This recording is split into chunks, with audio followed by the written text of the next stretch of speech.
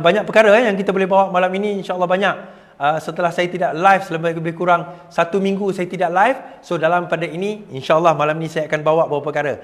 Antaranya adalah debat Rafizi dan juga MPPN daripada Bacok berkenaan dengan isu ekonomi. Pendedahan Saifuddin mengejutkan sekali lagi mengenai Sanusi. Kemudian PAS dan Bersatu akan berpecah. Bagaimana keadaannya? Kenapa dia duk kata kita berpecah, tapi sebenarnya mereka yang berpecah. PM akan jumpa e-hailing Selasa depan. PM Perdana Menteri menunaikan janji. Terlambat dia kata. Bukan masalah terlambat, sekurang-kurangnya dia buat tuan-tuan daripada tak buat langsung. Skandal calon PM Terengganu didedahkan. So siapakah dia? Kemudian Hamzah sebut rakyat terseksa. Siapa sebenarnya yang menyeksa rakyat? Kemudian ada yang menyentuh tentang sedikit mengenai kalimah Allah yang dikembalikan oleh Muhyiddin Yassin tentang kafe Harbi yang sekali lagi dimainkan juga oleh apa orang kata oleh pemain-pemain yang konon menunggang, bukan konon, yang sebenarnya menunggang agama ni tuan-tuan. Ada golongan-golongan sebegini yang masih lagi memainkan isu-isu yang kita rasa macam tak patutlah pada zaman pemerintahan sekarang ini, pada zaman di mana kita sudah menjadi apa orang kata dah mencapai zaman moden ini, kita masih lagi bermain dengan isu-isu sedemikian. Baik. Sebelum saya pergi jauh kepada isu yang yang saya utarakan tadi, yang saya sebut tadi, tolong share, tolong like, tolong subscribe, tolong like. Ada yang tanya, Iswardi tolonglah revealkan silver button. Dah dapat 100,000 dekat YouTube. Minta maaf tuan-tuan, saya nak cerita silver button tak dapat lagi. Kenapa silver button tak dapat lagi? Saya pun tak tahu tuan-tuan. Saya dah contact pihak YouTube. Dia kata akan ambil masa. Tuan-tuan tolonglah nanti kalau ada siapa yang bekerja kat YouTube tu, tolonglah bagi tahu. Saya diberitahu juga oleh kawan saya bahawa di Malaysia ni kalau melibatkan politik, saya bukanlah YouTube pilihan. Ada YouTube lain. Siapa dia? Kawan saya dia juga, Daniel Jani. YouTube melihat dia di Malaysia sebagai YouTuber politik. Tapi dia tak melihat Iswardi, saya pelik. Dia kata, tak apa, sebab dia antara orang yang awal. Siapa yang berminat dengan baju saya ni, dekat TikTok, ada dekat TikTok Shop, nanti dekat apa orang kata di live hujung nanti, insya-Allah saya akan sebut number dia. Baik. Siapa yang berminat. Baik. Yang pertama kita nak bawa isu berkenaan dengan Fahmi pertimbang untuk saman pemfitnah. Okey. Fahmi Fazil baru-baru ini semalam atau 2 hari lepas, apa yang berlaku, beliau pergi ke sebuah masjid. Okey, di sembahyang Zuhur saya kalau travel dengan dia pun, kita akan singgah-singgah lah di masjid untuk solat. Biasalah kan. Kita orang Islam, orang beriman tuan-tuan. InsyaAllah lah beriman tu ada. Kalau tak beriman, kita tak semayang. InsyaAllah. Jadi benda-benda macam tu kita ada. Bila dia singgah di masjid tersebut, apa yang berlaku tuan-tuan? Ahli panel masjid tu kata alang-alang menteri dah ada kat sini. Boleh, ni waktu Zuhur bukan waktu Isyak, bukan waktu Maghrib, bukan. Bukan masjid dia pun, di masjid ni dia singgah. Saya tak ingat masjid mana. Kemudian dia pun kata macam mana ni YB, AJK tu lah. YB boleh tak tolong jelaskan tentang isu ban 1975, ban satu ban yang telah di-ban, yang telah disekat konsert mereka pada beberapa minggu yang lepas oleh Fahmi Fazil. Now YB Fahmi pun menceritakan, dia pun bangkit, dia cerita apa yang berlaku, itu bukan bidang kuasa dia. Dia pernah bagi tahu apa orang kata penganjur bahawa dia tak nak bawa 1975 ni masuk, tapi penganjur kata bahawa tak, kami akan jamin dia tak ada masalah, padahal tempat lain dia masalah ni. So dia ada jaminan. Dan dalam jaminan itu mengatakan kalau 75 itu bermasalah, ban itu bermasalah, maka penganjur akan bertanggungjawab. Itu adalah jaminan penganjur. Jadi, okeylah bagi. Bila dia bawa masuk the 1975 ini, apa yang berlaku? Dia buat hal. Ini menunjukkan bahawa kerajaan kita amat tegas tuan-tuan dalam isu sebegini. So, apa dia buat? Fahmi, bila dia dapat maklumat itu pada pukul 12 malam, terus pukul 3 ambil tindakan. Pagi 3 pagi menteri ambil tindakan. Tutup, berhenti, tak payah teruskan konsert, batal terus. Itulah dia kerajaan madani tuan-tuan. Nak marah kerajaan madani ban 1975. Ni saya nak cerita. Zaman Perikatan Nasional, Billie Eilish tuan-tuan, konsert, dia kibar bendera apa? LGBT dekat Bukit Jalil tu. Jangan tak tahu. Adakah di cancel konsert itu? Tak ada. Adakah permohonan maaf? Tak ada tuan-tuan. Macam mana saya tahu Billie Eilish? Saya tak pergi konsert dia kan. Tapi kita tengoklah gambar tersebut. Kita ambil tindakan. Oh, teraniayalah penganjur sebenarnya. Tak apa. Bab penganjur tu dia ada rundingan lain. Tetapi kita dah hentikan nak send signal kepada orang luar bahawa negara kita ada kedaulatan undang-undang, kita tak kompromi dengan perkara tersebut. So akhirnya seluang walaupun dah tak ada modal nak kenakan kita. Dia orang tak ada isu nak kenakan kita, tuan-tuan. So bila dia tak ada isu nak kenakan kita, akhirnya apa yang berlaku? Dia kutuk balik Fahmi. Kemudian bila Fahmi buat penerangan dalam masjid, dia kata Fahmi ini menggunakan masjid untuk tujuan politik. Tuan-tuan, bila orang tanya soalan kepada menteri, kapasiti dia sebagai menteri, dia menjelaskan. Itu bukan tujuan politik. Politik ni apa, tuan-tuan? Undilah parti saya. Saya tok guru. Undilah kami nescaya masuk syurga. Itu politik. Dalam ceramah, undilah kami kalau siapa mati di dalam ceramah PAS, maka boleh masuk syurga macam mati syahid. Siapa yang mati dalam mesyuarat PAS, maka lebih baik daripada mati dalam sujud. Siapa yang menderma untuk PAS, maka dia lebih baik daripada menderma dalam masjid. Itu ceramah politik. Menerangkan tentang polisi kerajaan, menjawab tentang isu semasa, itu bukan politik. So akhirnya Fahmi hari ini mengatakan bahawa akan mempertimbangkan. Fahmi Fadzil, Menteri Komunikasi, mempertimbangkan untuk memfail saman terhadap pihak yang memfitnahnya selain sedia memberi kerjasama kepada JAIS. JAIS ni pun satu hal jugalah, bukan nak marah JAIS, tapi nak bagi tahulah sebelum nak ambil tindakan apa-apa, bincang dulu dengan menteri tersebut, jangan keluar kenyataan. Tanya dia apa yang berlaku, kan? Tanya beliau apa yang berlaku, kan? Ceritakan keadaan beliau. Saya percaya menteri akan menceritakan apa yang berlaku. Insya-Allah tak ada masalah. Tetapi yang ini orang lebih nampak lebih daripada apa yang Fahmi buat berkenaan dengan apa orang kata baru-baru ni Starlink, tuan-tuan. Starlink bila Elon Musk datang dalam negara kita, dia nak buka buka office di Cyberjaya. Dia nak buka kilang di Malaysia, ataupun ialah otomotif di Malaysia lah kan. Jual pula. Nak tahu what do you call that? Kereta Tesla. Tesla ni ada 4 model. S, 3, X dan Y. Kalau kita tengok S, E, X, Y lah. Tapi 3 tu dia terbalik kan. Model Y sekarang ni dijual bawah 200,000. Antara yang termurah di rantau ini, tuan-tuan. Di Malaysia. Dia buat. Alamak, tak mampu lah beli. Ya, bukan untuk tuan-tuan kalau tak mampu. Yang mampu tak apa. Silakan, teruskan. But poinnya adalah, kenapa boleh jual lebih murah daripada lain? Antaranya, rundingan kerajaan kita dengan Elon Musk. Satu benda yang kerajaan kita sediakan juga, apa dia, tuan-tuan? Dapat Starlink. Starlink ni adalah satu internet satu internet yang menggunakan satelit. Nah, bayangkan lepas ni tuan-tuan boleh pergi tengah hutan, boleh pergi tengah laut, boleh pergi atas gunung, tetapi internet 100 Mbps macam sekarang ni. Lebih laju daripada tak pakai 5G lah, pakai 5G laju lah kan. Kalau pakai internet biasa 30-40 Mbps, dia lebih laju daripada 30-40 Mbps tersebut. Tetapi ada yang kata, alah kalau pakai 5G lagi laju. Sebab tu dia kata, benda ini bukannya untuk kawasan bandar, dia kawasan untuk menyelesaikan isu masalah luar bandar. Nah, ada yang kata, kita dah ada pencawang sebagainya, kenapa nak guna Starlink? Luar bandar letaklah pencawang. Tuan-tuan, saya nak cerita, satu pencawang tu kos dia 600,000 ke 1 juta nak erect. Itu pun kalaulah telco nak masuk, kalau telco nak letak dia punya apa orang kata, punya line. Tetapi kalau telco tu tak nak letak dia punya line, kita nak kata macam mana? Kan? Dalam keadaan telco tu tak nak letak line dia, masalah atau tidak? Bermasalah, tuan-tuan. So dekat sini, apa yang berlaku? Telco tu tak letak line. Tak perlu letak line. Sebab apa? Starlink tu dah ada kat situ, boleh menggantikan apa orang kata kos. Berapa kos Starlink pula Is? Mesti harga juta-juta. Satu dish dia pakai dish bernilai RM2,000. Lebih kurang $500 saja. $500. Mana yang tuan-tuan nak? $500 ke RM1 juta? Tapi ramai ke boleh pakai Is? Kalau kita sebut kawasan pedalaman tu tak ramai lah boleh pakai. Tapi kita boleh letak a few. Itu antara perkara yang Fahmi buat, yang kerajaan ini telah buat dan telah luluskan. Sebab itu saya pelik juga dulu. Apa Fahmi buat dekat sebelah Anwar Ibrahim pergi cakap dengan Elon Musk?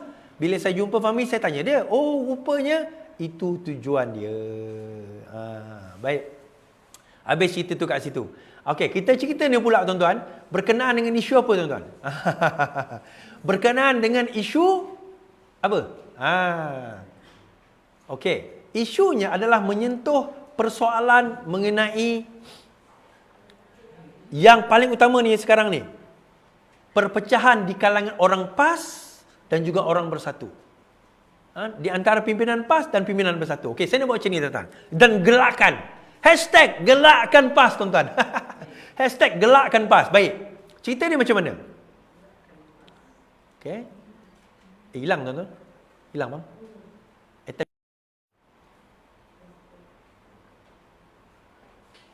Okey, ada balik. Okey, cerita dia macam mana? Baik, sebelum kita cerita, di Langkawi berlaku pertembungan. Pertembungan macam mana? Okey, PAS pujuk calon bebas, nama lain dia kuah air hangat. PAS kelihatan membuka sedikit ruang kepada 7 daripada 8 ahli PAS Kedah yang berdepan tindakan disiplin ekoran pemberbitan mereka dalam tindakan menyanggah keputusan pemimpin. Dalam kenyataan medianya, Setiausaha Agung PAS Taqiyuddin berkata berdasarkan peraturan yang diketahui umum, parti itu tidak mempunyai pilihan selain menguatkuasa peruntukan sedia ada. Kecuali individu yang sudah mengumumkan keputusan untuk meninggalkan PAS, Taqiyuddin berkata masih ada cara yang lain untuk mengelakkan daripada tindakan dikenakan. Mereka yang berkenaan, yang kecuali yang keluar parti, diberikan pilihan membuat pengisytiharan menarik diri daripada pertandingan serta merta meminta para penyokong mereka mencalon PN menyokong calon PN di kedua-dua tempat. Okey, cerita dia macam mana tuan-tuan? Cerita dia begini. Okey, dia satu dekat Kedah, satu dekat Penang. Okey, satu dekat Kedah, satu dekat Penang. Cerita dia macam mana? Dekat Kedah, dia ada 2 don. Don air hangat, don kuah. Parlimen, kita tahu dimenangi oleh PAS pada waktu Bersatu. Pada waktu saya tengok PAS ke Bersatu, tengok Perikatan Nasional lah.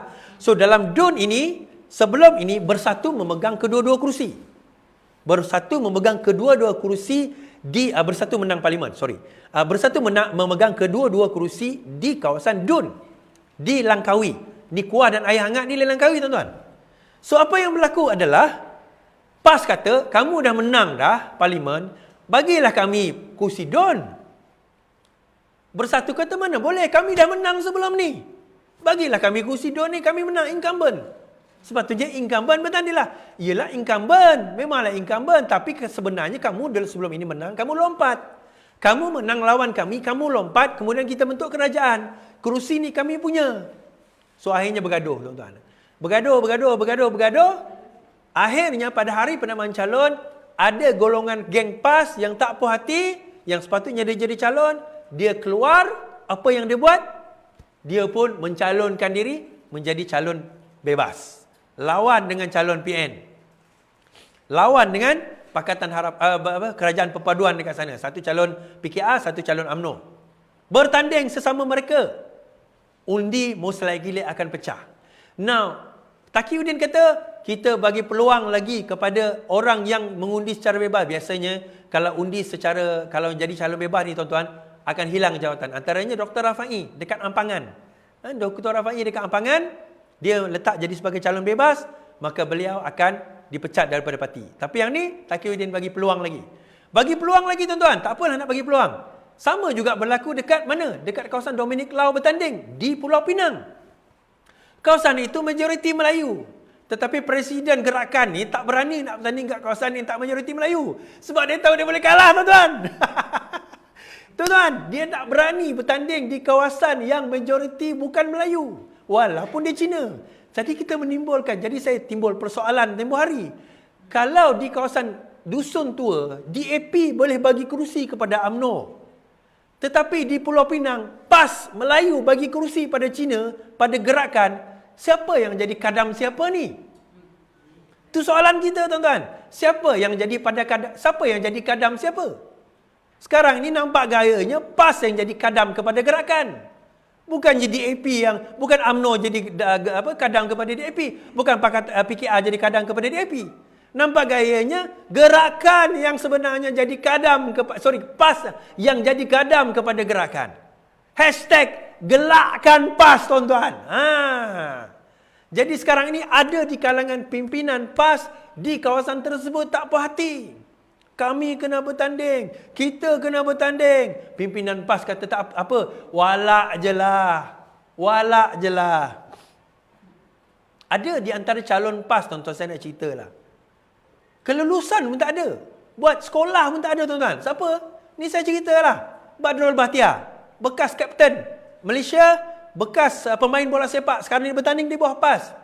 Melainkan saudara Badrul Bahtiar boleh menyatakan dia pergi sekolah, sebab dalam resume dia tak menyatakan sekolah dia kat mana.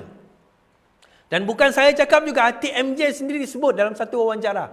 Dia kata, Kapten Malaysia, itu pentingnya pendidikan, dia kata. Tengok Kapten Kapten Singapura, cara jawab wartawan macam mana. Tengok Kapten Malaysia jawab, tak ada kelas. Ceramah pun baca paper, tuan-tuan. Ni nak jadi, tuan-tuan, kita nak bawa orang ni bukan bertanding nak lawan bola.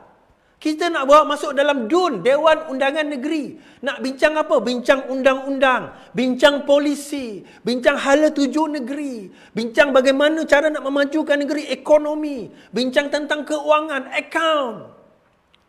Kalau dia tak faham benda tu, maka dia akan menjadi satu kezaliman kepada penduduk di negeri tersebut.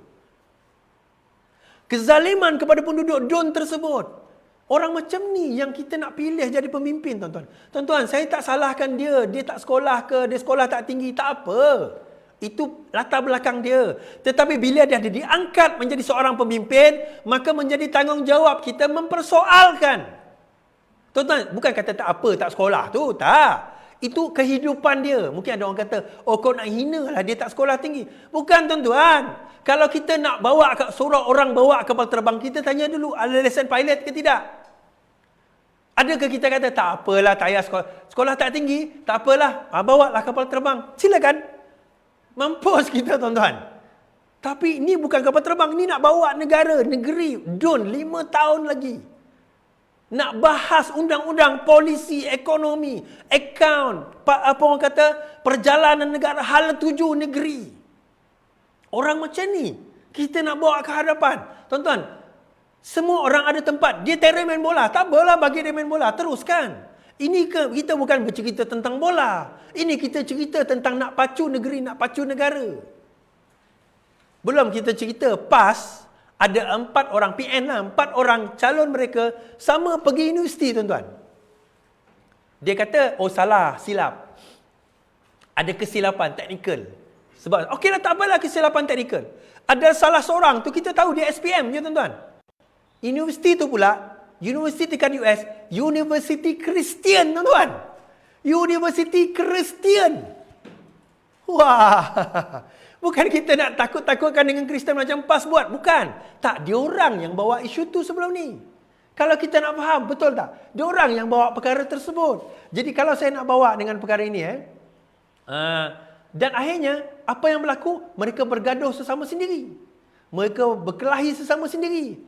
Dan kebodohan ini, tuan-tuan. Ini kita kena faham. Kebodohan inilah yang membawa kepada ketaksuban. Saya nak bawa satu berita. Saya baca berita ini, tuan-tuan nilai sendiri ketaksuban. Kebodohan tadi tu dalam segi pendidikan, kebodohan itu membawa saya baca berita daripada Malaysia Kini. Di tengah-tengah kempen PRN, naratif KP Harbi kembali di media sosial. Trend golongan muda memberi amaran berkenaan KP Harbi di media sosial di tengah-tengah kempen PRN yang sedang hangat berlangsung. Ini menurut inisiatif pemantauan media sosial PRN 2023, katakan tidak pada unsur benci yang diketuai Pusat Kewartawanan Bebas semasa PRN kali ini. Menurut analisis awal mereka, dalam beberapa keadaan, mesej di media sosial memberi amaran kepada pengundi bahawa kafe Harbi akan mengambil alih jika orang Islam tidak bersatu. Dalam satu video TikTok ini menaik minggu lalu, sekumpulan belia menunjukkan telefon mereka yang mememparkan yang dikira mereka akan mengundi dan parti politik mereka, pilihan mana yang mereka akan undi. Ada yang menunjukkan mereka akan mengundi PAS, sebagainya PH dan juga BN. Video tersebut diiringi bersatu teguh bercerai kafe Harbi takeover. Kafe Harbi merujuk kepada orang bukan Islam yang melawan Islam berbanding kafe Zimi yang orang Islam yang hidupnya secara aman dan dilindungi haknya di sebuah negara. Baik, tuan-tuan. Kita nak cerita kepada budak-budak ni lah kan. Budak-budak baru nak up. Dia baru kenal perkataan Harbi tu apa. Baru nak kenal. Baru pergi 1-2 kuliah, baru dengar 1-2 ceramah, kemudian dah enthusiast, dah bersemangat nak mengkafir harbikan orang bukan Islam. Implikasi kafir harbi ni tuan-tuan, di satu perkara kita kena faham, kafir harbi, kafir zimmi sudah tidak relevan lagi digunakan pada zaman moden sekarang ini. Konsep itu adalah konsep khalifah 1000 tahun dahulu, ya. Di dalam buku Amawardi antaranya disebut, kalau tak silap saya, itu pun dibantah oleh ulama. Perkara kafir harbi sudah tidak relevan dalam konteks sekarang ini. Kafir harbi merujuk kepada negara yang sedang berperang. Negara yang sedang berperang di antara negara Islam dan bukan Islam. Peperangan berlaku secara fizikal, bukan perang politik. Perang politik tidak membawa kepada kafir, apatah lagi harbi, tuan-tuan. Ialah dia bukan Islam, itu adalah urusan akidah. Saya kata bahawa Islam, pilihan raya ini bukan membawa kepada pengundian agama. Pilihan raya ini membawa kepada pengundian kita sendiri, iaitu membawa pengundian apa, tuan-tuan? Membawa kepada pengundian menentukan hala tuju negara dan negeri kita. Bukan nak menunjukkan pada pengundian agama. Bukan kita nak memilih agama, isu dia. Ini yang sekarang ini yang berlaku, yang masalah yang dihadapi. Apabila kita anggap pilihan raya undi parti ini masuk syurga, undi parti ini masuk neraka. Kan? Jadi itu yang kita kena sedar. Lupa pula nak tukar. Undi parti ini masuk syurga, undi parti ini masuk neraka. Itu yang berlaku, yang nak dibawa. Kenapa dia masih nak bawa naratif ni, tuan-tuan? Okey, saya cerita kenapa. Sebenarnya, Perikatan Nasional dah tak ada modal. Dia dah tak ada isu. Dia dah tak ada apa jawapan nak dibawa dah. Dia tak ada. Saya nak bagi tahu tuan-tuan, pantas tak pantas tindakan kerajaan kita. Saya nak kata pantas tak pantas tindakan kerajaan kita. Minggu hadapan, Datuk Seri Anwar Ibrahim akan pergi berjumpa dengan e-hailing. Minggu hadapan, Datuk Seri Anwar Ibrahim akan berjumpa dengan e-hailing. Untuk apa, tuan-tuan? Tujuan untuk berjumpa dengan e-hailing ni. Tujuan untuk berjumpa dengan e-hailing ni adalah untuk memastikan bahawa pemandu e-hailing terjamin, terjaga. Terjamin, terjaga untuk apa, tuan-tuan? Mereka mengadu sekarang ini kerja makin kurang ada. Yelah minta order kurang lah berbanding dengan PKP tersebut. Tetapi bila kurang juga kerja, upah mereka itu pun dikurangkan. Jadi 2 minggu lepas Perdana Menteri kita ada buat live, ada buat perjumpaan dengan e-hailing. So apa yang mereka lakukan bila dijumpa dengan e-hailing ni? Mereka mengatakan kita kena buat macam ni, buat macam ni, buat macam tu, buat macam ni. Baik, Perdana Menteri kata minggu depan saya jumpa Perdana Menteri. Adalah geng saya, geng e-hailing. Dia kata, dia kata Perdana Menteri kata minggu ni. Fahamlah sikit, dia Perdana Menteri, banyak benda dia nak settle. Selasa depan, Anwar Ibrahim keluar berita hari ni. Selasa depan, hari ni hari apa, tuan-tuan? Hari ni hari Selasa. Selasa depan, minggu depan, beliau akan jumpa dengan orang kata e-hailing, membincangkan tentang tarif kadar tersebut. Tuan-tuan, siapa yang membela orang-orang ni, tuan-tuan? E-hailing ni. Kita membela e-hailing, kita mendengar. Itu sebenarnya kenapa tujuan Anwar Ibrahim turun ke bawah. Dia tak nak maklumat yang sampai dekat telinga dia tu maklumat yang berlayer. Faham tak berlayer? Berlapis-lapis. Maklumat yang berlapis-lapis. Bila maklumat itu berlapis, itu yang cerita radio buruk. Sampai kat dia jadi cerita lain. So dia turun ke bawah. Dia jumpa e-hailing, dia jumpa anak muda, dia jumpa pelajar universiti, dia jumpa orang kampung, dia jumpa peniaga, dia tanya apa masalah. Ini masalah dia. Ini masalah dia. Ini perbincangan dia. Ini pertikaian dia. So akhirnya kita berjaya membawa apa orang kata satu perkara yang baru, iaitu kita berjaya mendekatkan pemimpin dengan rakyat, dan pemimpin itu sendiri mendengar permasalahan rakyat. Ya, kita ada adun, kita ada wakil negeri, kita ada wakil kerajaan dan sebagainya. Tetapi kita nak juga dengar kadang-kadang picisan ataupun cebisan-cebisan pendapat yang mungkin tak sampai ke telinga Perdana Menteri yang penting. Dan telah dilakukan. Kan telah dilakukan dengan baik dan jayanya. Okey. Habis cerita kat situ. So berjaya, tuan-tuan. Alhamdulillah. Terima kasih Perdana Menteri kerana mendengar suara rakyat. Ini baru 8 bulan. Ini baru cerita 8 bulan, tuan-tuan. Bayangkan kalau kita memerintah selama 5 tahun. Saya rasa kalau 5 tahun 8 bulan pun PN dah tak ada modal. Kalau 5 tahun aku rasa melingkup PN ni. Tak sampai 5 tahun, tuan-tuan. Saya boleh cerita. Ogos ini, lepas habis pilihan raya ini, PN berkemungkinan ada cerita nak bawa jalan sendiri pula dah. Mereka bercerita sekarang ni nak bawa jalan sendiri. Keluarlah lagu Ku Jalan Sendiri Tiada. Alamak, lupalah lirik. Tapi jalan sendiri tuan-tuan. Mereka akan ceritanya membawa jalan-jalan sendiri. Baik. Kita bawa isu kalimah Allah. Baru-baru ini nak cerita Muhyiddin Yassin bawa balik isu kalimah Allah ni tuan-tuan. Isu kalimah Allah ni diwujudkan kembali, dimainkan kembali oleh Muhyiddin Yassin. Again, macam saya kata tadi, kenapa isu kalimah Allah dimainkan semula point dia mudah je tuan-tuan. Dia tak ada modal. Muhyiddin Yassin kata, kalau saya jadi Perdana Menteri, saya tidak akan tarik balik benda tersebut. Pertama, saya dah jawab dah. Benda ni banyak kali. Ini bukan isu kalimah Allah, isu itu teknikal. Isu teknikal dah dijawab dah. Benda itu bukan kalimah Allah pun. Isu kalimah Allah dah settle. Mahkamah Persekutuan dah mengatakan orang bukan Islam tidak boleh menggunakan perkataan Allah. Settle. Benda itu dah settle. Ini isu teknikal. Itu yang pertama. Yang kedua, kalau pun diteruskan di mahkamah seterusnya, akan tetap kalah juga sebab dia isu teknikal, bukan isu kalimah Allah. Tetapi Muhyiddin Yassin tahu Seluang, Walaon ni semua bodoh-bodoh tuan-tuan. Dia takkan faham benda-benda macam ni. Jadi dia mainkan sentimen. Itu yang keluar cerita KP Harbi tu. Itu yang keluar cerita KP Harbi. So akhirnya, apa yang Saifuddin Nasution kata hari ini, Alostar Menteri Dalam Negeri Datuk Seri Saifuddin Nasution kesal dengan tindakan pengurusi PN yang masih menyentuh isu 3R.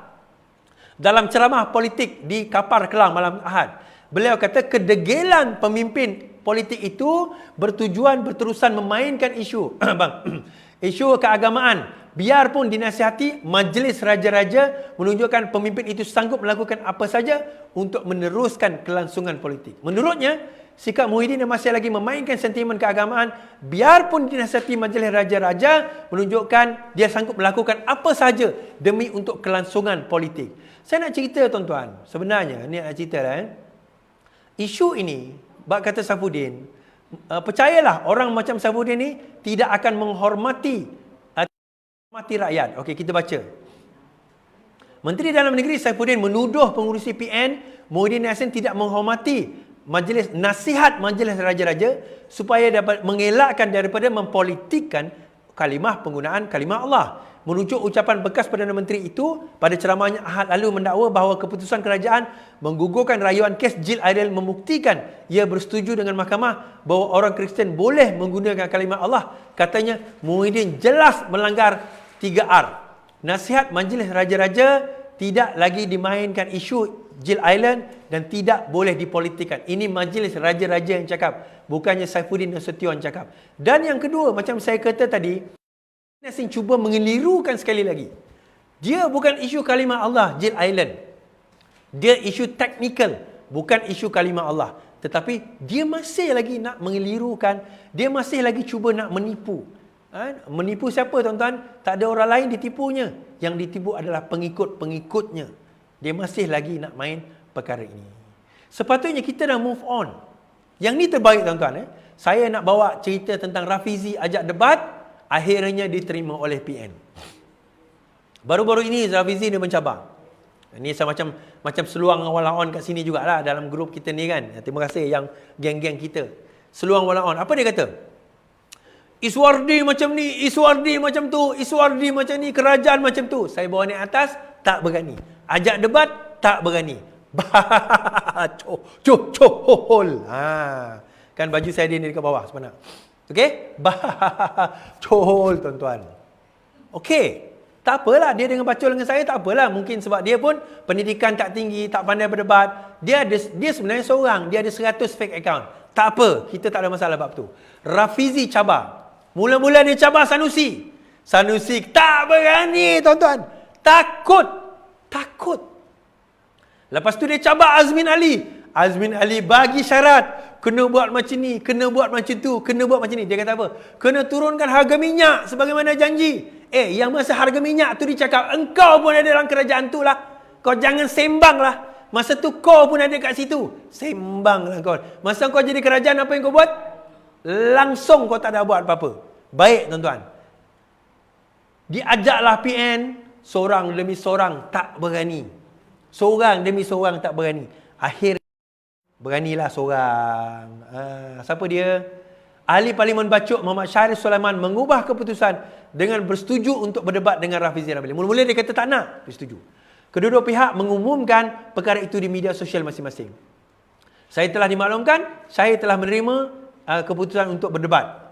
Platform debat bagi kedua pihak akan membentangkan idea, katanya. Okey. Dia akan berlaku bila tuan-tuan? 9 hari bulan Ogos ini, maka perdebatan itu akan berlaku 9 Ogos ini. Jadi kita tahu tuan-tuan 9 Ogos ini perdebatan tersebut berlaku. RTM kata dia dah bersedia untuk nak menganjur ataupun meng-livekan segmen tersebut. Sinar harian, konteks saya hari ini, Cik Sordi, boleh tak bawa debatku ke sinar harian? Saya kata saya tak ada kuasa, tapi saya cakap dalam live. Sinar harian juga menganjurkan kepada mana-mana calon, di mana-mana DUN yang bertanding. Mana-mana DUN yang bertanding, 2 calon, 3 calon, 4 calon, semua calon, kalau mereka nak pergi ke sinar harian, boleh. Saya sarankan calon-calon konteks sinar harian, kata saya bersedia membentangkan manifesto saya dan saya nak bawa lawan saya. Saya nak bawa lawan saya, jom kita bentangkan manifesto. Bagi saya, kaedah ini adalah kaedah yang sihat untuk kita nak menyemarakkan demokrasi di dalam negara kita. Teruskan. Bagi saya, teruskan perkara tersebut. Jangan pernah kita rasa macam, Is tak boleh lah Is, ni adalah debat bukanlah budaya kita. No. Kita kena dah mula menjadikan debat itu budaya kita, tuan-tuan. Dan bagi saya sebenarnya pro kepada apa? Saya pro kepada perpaduan itu bukan dengan cara kita setuju semua perkara. Perpaduan itu bukan dengan cara kita setuju semua perkara. Perpaduan itu apabila kita tahu dekat mana kita boleh setuju, dekat mana kita boleh tak bersetuju, dan dalam kita tak bersetuju itu, kita berpada-pada dalam tak bersetuju itu. Itu sebenarnya kaedah demokrasi yang betul. Kaedah Islam yang betul. Bukannya kita kata, semua benda kita tak setuju, semua benda kita setuju. Tak juga. Ada benda tak setuju, kita cakap tak setuju. Saya contoh terbaik, tuan-tuan. Kalau benda itu saya tak setuju, walaupun PMX cakap pun saya kata saya tak setuju. Kalau benda itu saya tak setuju. Dan 2-3 occasion, banyak occasion lah, saya cakap. Sampai PMX sendiri tegur saya. Sorry, takkanlah. Ya. Saya kata saya tak setuju dengan benda tersebut, saya kata saya tak setuju. Itulah demokrasi. Kan? Tapi dia tegur saya personally lah, tak apalah. Baguslah tuan. Tak adalah dia hina dan kutuk saya ke apa. Cuma adalah orang ambil tindakan disiplin gantung saya. Itu cerita lain lah. Kan? Itu cerita lain. Baik tuan-tuan, itu cerita lain. Itu saya nak bawa lah nanti, insya-Allah. Sebelum saya bawa kepada cerita REE, Revolusi ni, saya nak bawa satu cerita tentang skandal yang berlaku di Terengganu, tuan-tuan. Ada satu skandal yang berlaku di Terengganu, didedahkan oleh didedahkan oleh Terengganu Coverage baru-baru ini. Saya nak tunjuk ni. Okey. Satu calon PAS di Terengganu bernama IR Insinyur Haji Saiful Azmi. Dia bertanding di DUN Kemasik dan beliau menjadi calon sebelum ini DUN Kemasik, dan cerita ini didedahkan oleh Terengganu Coverage. Basically secara asasnya ada satu akuan bersumpah, dan dalam akuan bersumpah itu sekejap, ini bukan ini. Dalam akuan bersumpah tersebut menyentuh mengenai salah laku yang telah dilakukan oleh beliau. Dan akuan bersumpah ini telah ditulis oleh atau telah dibuat oleh seorang wanita. Wanita ini dikatakan adalah isteri kedua calon ini, yang tidak diketahui oleh isteri pertama. Telah berlaku sesuatu di antara mereka, tetapi beliau telah digantung tidak bertali, kahwin di sempadan, dan telah diberikan projek-projek kepada beliau. Ini akuan bersumpah yang saya boleh tunjukkan. Saya tak boleh nak tunjuk akuan bersumpah ni, nak baca panjang, tuan-tuan. Tuan-tuan boleh baca di page saya sendiri, tapi saya bacakan gist dia dahulu. Saya baca gist dia. Gist saja. Okey. Saya baca gist dia. Mana akuan bersumpah tu? Sekejap. Sabar tuan-tuan. Bla bla bla bla bla bla. Okey. Yang pertama antara isi kandungan akaun wanita itu. Yang pertama. Saya share lah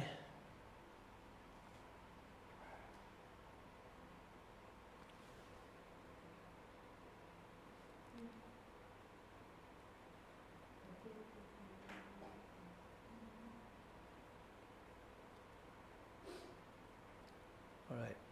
Saya sorry. Thank you yang 10,000 yang menonton. 11,000 12,000 menonton. Terima kasih. Yang pertama, Saiful Azmi didakwa menerima duit komisen atau rasuah dari wanita berkenaan. Wanita itu dapat projek bagi projek pembinaan dan naik taraf jalan-jalan di Dun Kemasik secara tunai. Dia bagi projek kat wanita tu dan wanita tu bagi kepada dia komisen. Dakwa wanita itu nombor 2, Saiful Azmi juga telah membuat tutusan palsu bagi penyelewengan dana kerajaan persekutuan menerusi pelan jana semula ekonomi negara atau penjana untuk membina bangunan PAS di Kerteh Kosmo pada 8 Februari melaporkan SPRM telah menahan 133 individu terdiri daripada pemilik dan pengarah syarikat berhubungan penyelewengan dana penjana yang dianggarkan berjumlah 194 juta. Pejabat Adun Kemasik telah diserbuk pihak SPRM bagi menyiasat tuntutan palsu dan penyelewengan dana penjana oleh Saiful Azmi. Pada 2021, Saiful Azmi telah meminta wanita itu memfailkan penceraian dengan suaminya di mahkamah. Wanita itu mendakwa Saiful Azmi telah berjanji untuk berkahwin dengannya. Maksudnya perempuan tu, dia suruh perempuan tu ceraikan laki dia supaya Saiful tu kahwin pula dengan dia. Saiful ni dah ada isteri kerana mereka berdua telah beberapa kali terlanjur mencintaimu. Bukan terlanjur mencintaimu, bukan tuan-tuan. Terlanjur lain ni. Semasa berada di Kuala Lumpur. Selepas selesai proses penceraian dan tempoh iddah wanita itu tamat pada Mac 2022. Mereka berkahwin di Golok, Thailand. Perkahwinan itu telah diuruskan oleh beberapa individu termasuk Ustaz Hasan Harun. Pada 2022, rahsia perkahwinan itu terbongkar dan diketahui oleh isteri Saiful Azmi iaitu Ustazah Husna Abdul Rahman. Dalam polemik itu, Ustaz Hasan Harun mendakwa perkahwinan antara wanita itu dan Saiful di Thailand tidak sah dan mereka tidak dibenarkan berjumpa.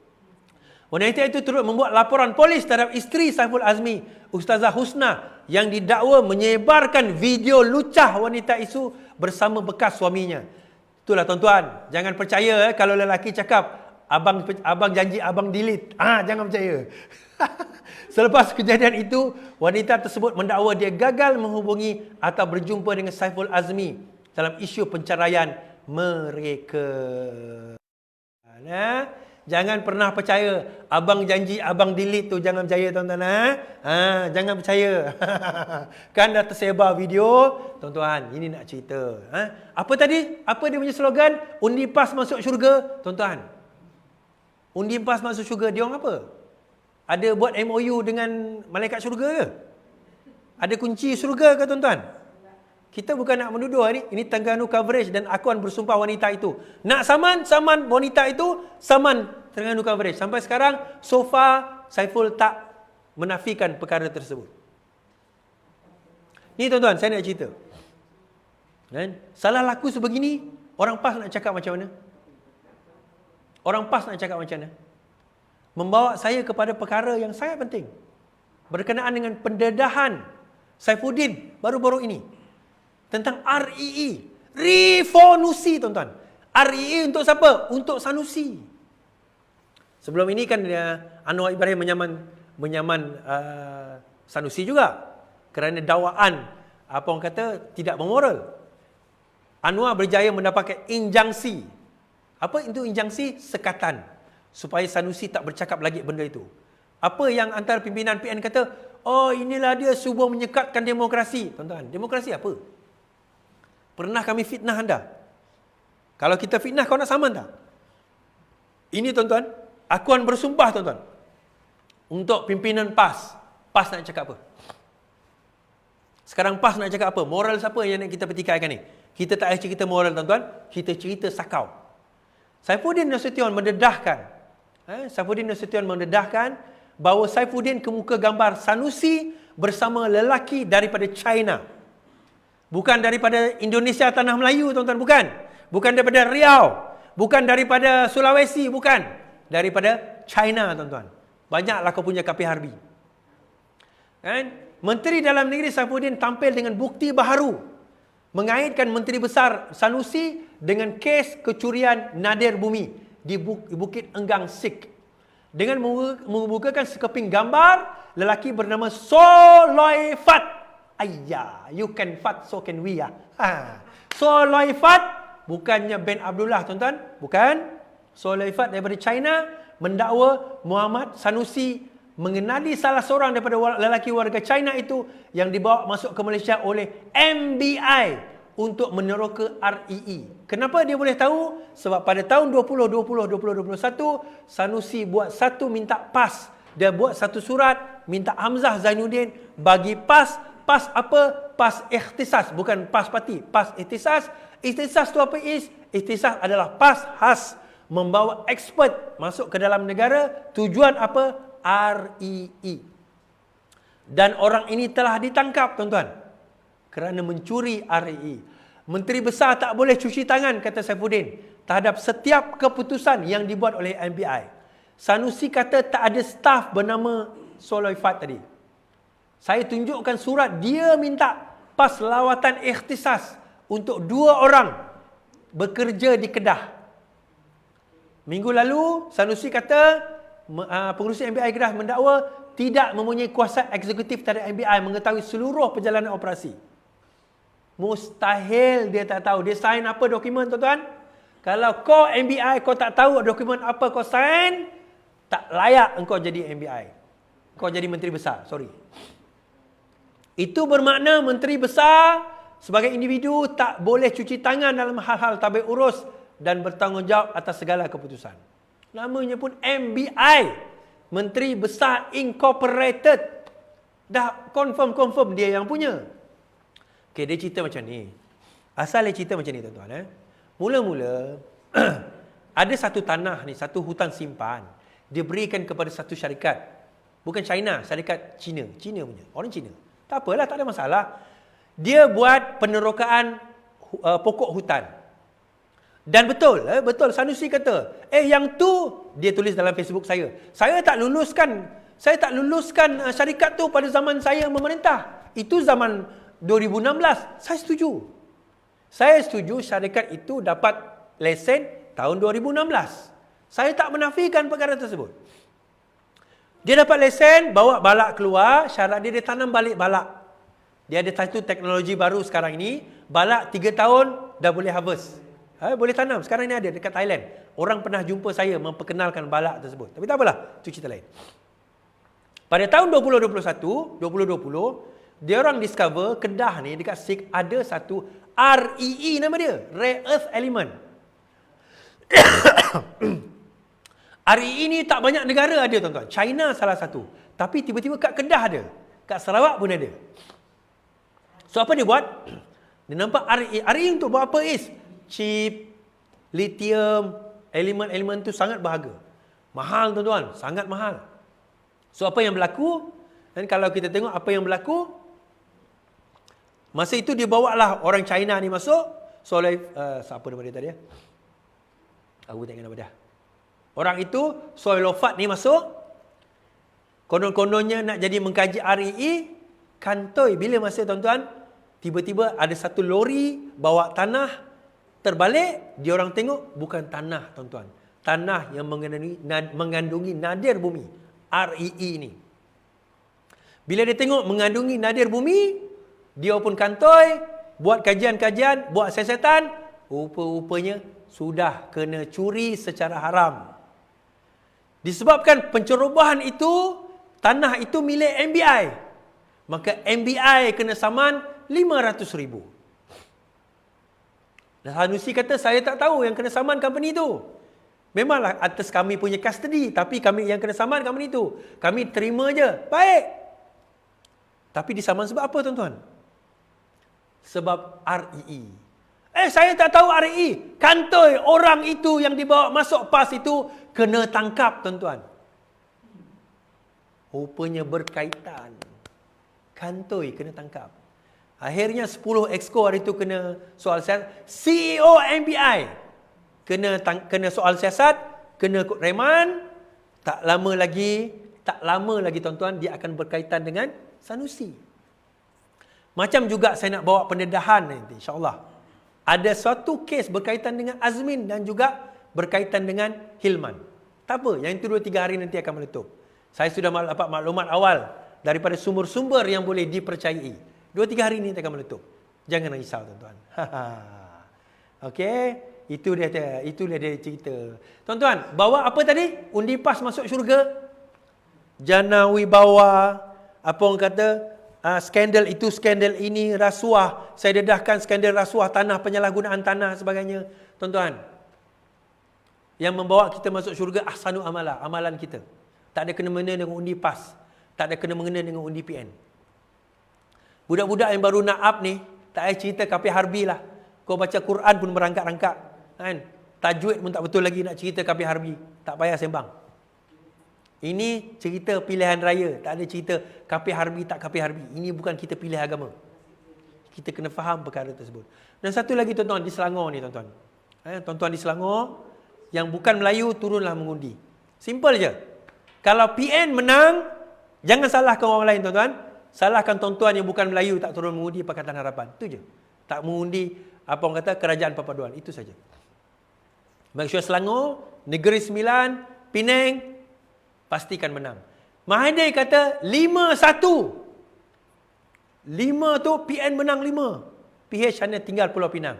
Saya kata 5-1 tinggal Kelantan je tuan-tuan. Terengganu, Kedah, goyang sekarang ini. Goyang. So tak payah lagi nak sembang-sembang. Kalau kita nak cerita jatuh tak jatuh, insya-Allah kita nak bagi tahu bahawa pertama, kerajaan ataupun Perikatan Nasional itu sendiri dalam keadaan tidak kukuh tuan-tuan. Perikatan Nasional itu sendiri dalam keadaan tidak kukuh. Sekejap tuan-tuan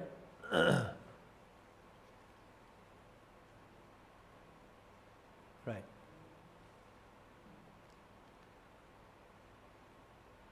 Alamak. Siapa yang berminat untuk baju ini, saya tak boleh nak tunjuk. Allah. Saya tak boleh nak tunjuk nombor telefon dia, tapi tak apa. Siapa berminat, boleh hubungi.